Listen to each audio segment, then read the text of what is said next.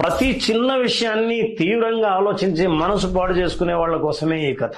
ఓ వ్యక్తి ఎవరన్న మాటలైనా సరే వాటికి తీవ్రంగా స్పందిస్తూ గంటల తరబడి ఆలోచిస్తూ ఉంటాడు. మనసు ఎప్పుడు ప్రశాంతంగా ఉండేది కాదు, నిద్ర పట్టేది కాదు. ఓ రోజు ఓ సాధువు దగ్గరికి వెళ్లి తన బాధనంతా చెప్పుకున్నాడు. ఆ సాధువు ఉదయాన్నే తన దగ్గరికి వస్తే సమాధానం చెబుతానంటాడు. చెప్పినట్టే అక్కడికి చేరుకున్న ఆ యువకుడికి నిండుగా నీళ్లతో నిండిన పాత్రనిచ్చి 2-3 వీధులు తిరిగి నది ఒడ్డుకు రమ్మంటాడు. కానీ ఒక్క చుక్క కూడా ఒలికిపోకుండా చూసుకో, అదే పరీక్ష అంటాడు సాధువు. ఆ పాత్రనే చూసుకుంటూ వెళ్తుంటే చాలా మంది వింతగా చూస్తారు, కొంతమంది నవ్వుతుంటారు, ఇంకొంతమంది ఎగతాళి చేస్తారు. ఇవేమీ పట్టించుకోకుండా పని పూర్తి చేసి తిరిగి ఆ సాధువు దగ్గరికి వెళ్తాడు. ఇంతకీ మార్గ మధ్యంలో ఎవరెవరిని చూశావు అని అడిగాడు. నేను గమనించనే లేదు, నా దృష్టి అంతా ఈ పాత్ర మీదే ఉంది కదా అంటాడు ఆ వ్యక్తి. అప్పుడు సాధువు నవ్వి, మరి అదే కదా జీవితం, ఎవరేమన్నా వాటిని పట్టించుకొని విపరీతంగా ఆలోచించే వాళ్ళ జీవితం ఇలాగే ఉంటుంది. అనవసరంగా రాబోయే దాని గురించి ఆందోళన చెందకు, జరిగిపోయిన దాని గురించి చింతించకు, ప్రస్తుతంలో జీవించమంటాడు.